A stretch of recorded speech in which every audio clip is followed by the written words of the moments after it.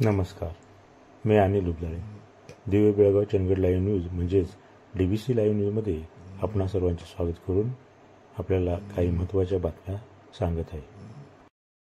किसान मोर्चा भाजप समर्थक मंच गडिंग्लज तालुका कार्यकारिणीची बैठक संपत. आज गडिंग्लजमध्ये रासायनिक खतांचा वापर न करता सेंद्रिय खती शेती कशी करावी, याचे फायदे, त्यातून मिळणारे उत्पन्न, बियाणांची निवड, ऊस पिकात आंतरपीक म्हणून काय घ्यावे, ऊस लावण पद्धत याबद्दल मिशन ऑर्गॅनिक संस्थेचे अध्यक्ष राहुल टोपले यांनी उपस्थित पदाधिकाऱ्यांना माहिती दिली. सेंद्रिय शेतीतून विषमुक्त भाजीपाला व कडधान्याला भरपूर मागणी आहे. या संस्थेने तयार केलेल्या भूसुधारक व अन्नदान या पूर्णतः सेंद्रिय औषधाबद्दल माहिती देण्यात आली. शेतकऱ्याला आर्थिकदृष्ट्या सक्षम बनवणे हे संस्थेचे मूळ उद्देश असून गेल्या 12 वर्षांपासून करत असलेल्या कार्यासोबत महाराष्ट्रासह इतर राज्यातील सुमारे 3,50,000 शेतकरी जुळल्याचे राहुल टोपले यांनी सांगितले. यावेळी तालुका अध्यक्ष संजय रेडेकर, उपाध्यक्ष युवराज पाटील, राजू मिरजे, तालुका सरचिटणीस महादेव नार्वेकर, सहसचिव महेश रिंगणे, तालुका संघटक अजित दावणे, सहसंघटक श्रीधर पाटील, बाबूराव मलगोंडा नवर, संजय पाटील, संदीप नाथबुवा, किसान मोर्चा भाजपा समर्थक मंच जिल्हाध्यक्ष अजित हरेर व महाराष्ट्र राज्य सचिव कुमार पाटील, राष्ट्रीय बाल स्वास्थ्य कार्यक्रम चंदगड व मुख्यमंत्री प्रशासकीय गतिमान अभियान अंतर्गत ग्रामीण रुग्णालय चंदगड येथे वैद्यकीय अधीक्षक डॉक्टर गजेंद्र पाटील यांच्या मार्गदर्शनाखाली संदर्भित मुलांचे आज निदान शिबिर आयोजित करण्यात आले होते. शिबिरामध्ये एकूण 17 बालकांची तपासणी करण्यात आली. या शिबिराला doctor Makandar, doctor Yogesh Pawar, doctor Snehal Patil, doctor Pallavi Nimbalkar, तर फार्मासिस्ट रुचिता बांदेकर, कृष्णा परीट, छाया पुजारी परिचिका उपस्थित होते.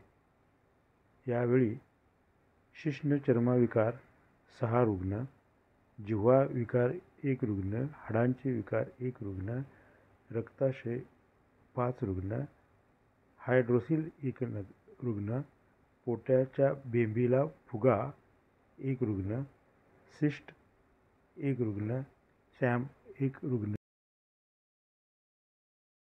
बेळगावात आशा कार्यकर्त्यांचा एल्गार.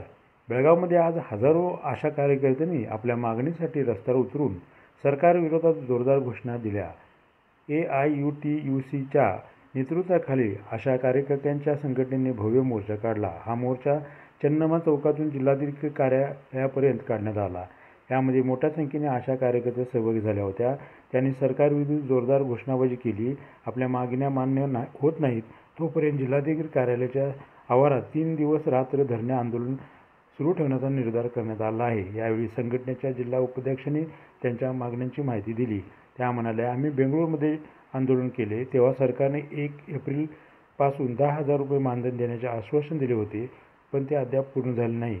यासोबत शैक्षणिक मूल्यांकनाच्या नावाखाली आशा कार्यकर्त्यांना कामावरून काढले जात आहे. त्याबद्दल तीव्र नाराजी यावेळी व्यक्त करण्यात आली. हे थांबवून सर्वांना कामावर कायमचे ठेवावे अशी मागणी यावेळी करण्यात आली. सरकारने दिलेले आश्वासन पाळून 10,000 रुपये मानधन द्यावे असेही म्हटले आहे. या आंदोलनात राज्यातील सुमारे 46,000 आशा कार्यकर्त्या सहभागी झाल्या होत्या.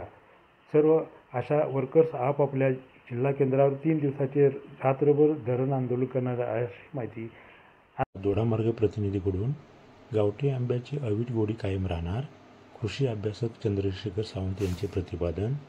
केर भेकुर्ली ग्रामपंचायतचा उपक्रम, अनेकांनी केले कौतुक. भेकुर्ले ग्रामपंचायतने माझी वसुंधरा अभियान अंतर्गत 6-0 अंतर्गत जुन्या काळाच्या ओघात नष्ट होत चाललेल्या गावठी पारंपरिक आंब्याचे वाण टिकवणे हा एक नाविन्यपूर्ण उपक्रम राबविला आहे. आज ग्रामपंचायतीच्या मार्फत विशेष तज्ज्ञ व्यक्तीमार्फत कलम बांधणी कार्यक्रमाचे आयोजन केले होते. यावेळी केर भेकुर्ले ग्रामपंचायत पुन्हा एकदा चर्चेत आली आहे. उपस्थितांनी उपक्रमाचे कौतुक केले आहे. याबाबतची माहिती अशी की विशेष म्हणजे जे आंबे कोकणात रायत्यासाठी वापरले जातात ती झाडे आता जीर्ण होत चालली आहेत. काही जाती नामशेष झाल्या आहेत.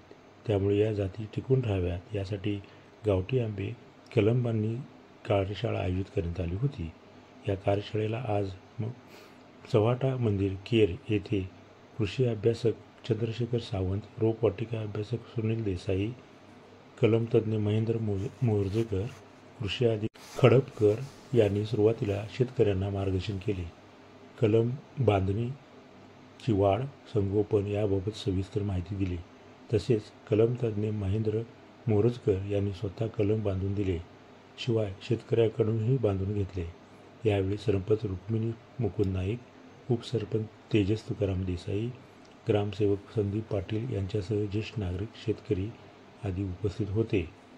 केर गावात हे असे प्रचंड विस्तारलेले शेकडो वर्षापूर्वीचे गावठी आंब्याचे वृक्ष आहेत. आता हातावर मोजण्या इतकेच ते शिल्लक आहेत.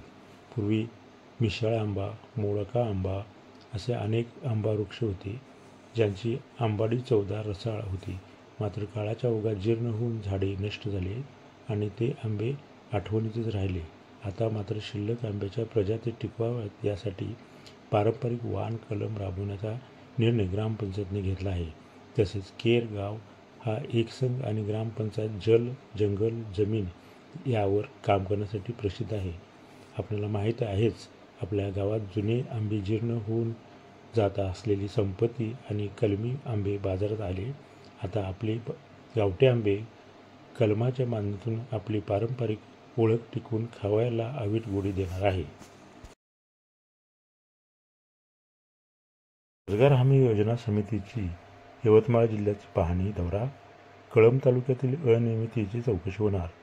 यवतमाळ जिल्ह्यातील रोजगार हमी योजना पाहणी दौऱ्याच्या दुसऱ्या दिवशी विधिमंडळाच्या रोजगार हमी योजना समितीचे प्रमुख आमदार सुनील शेळके यांच्या नेतृत्वाखाली कळंब, राळेगाव आणि मारेगाव तालुक्यातील थाळेगाव, गांधा, उमरी, वाटखेड, एकलदारा, सावरगी, रिंथोरा, केगाव, गाडेगाव आदी ग्रामपंचायतींना त्यांनी भेट दिली. या दौऱ्यात सार्वजनिक वृक्ष लागवड प्रकल्प, जिल्हा परिषद शाळेची संरक्षण भिंत, मातोश्री पानंद रस्ता, उमरी ते सावरगाव, प्रभाकर गुजर यांच्या गुरांच्या गोठ्याला भेट, कुसुम वाघ यांच्या शेतावरील विहिरी, उमेद अंतर्गत मत्स्य उद्योग केंद्र, सिसा नाली बांधकाम, सीसी रोड, जुनी ग्रामपंचायत रुद्रेश्वर पिसाळकर यांचे घर अशा विविध प्रकल्पांची प्रत्यक्ष पाहणी करण्यात आली.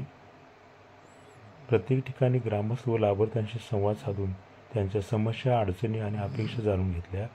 स्थानिक अधिकारी, जिल्हा परिषद सदस्य आणि संबंधित जबाबदार व्यक्तीशी चर्चा करून प्रकल्पाच्या अंमलबजावणीत अडथळ्यांचा आढावा घेण्यात आला. यावेळी आमदार राजेश वानखेडे, आमदार किरण सर नाईक, आमदार दराडे यांच्यासह स्थानिक प्रशासन आणि विभागीय अधिकारी उपस्थित होते. कळंब तालुक्यातील रोजगार हमी योजनेत अनियमितता असल्याच्या तक्रारीची दखल घेत आमदार सुनील शेळके यांनी संबंधित BDO आणि ग्रामसेवकांची चौकशी करण्याची घोषणा यावेळी केली. श्रावणी कामत, तळेगाव दाभाडे, लोणावळा. व्हिडिओ न्यूज पाहिल्याबद्दल धन्यवाद. आमच्या चॅनलला लाईक करा, सबस्क्राईब करा आणि शेअर करा.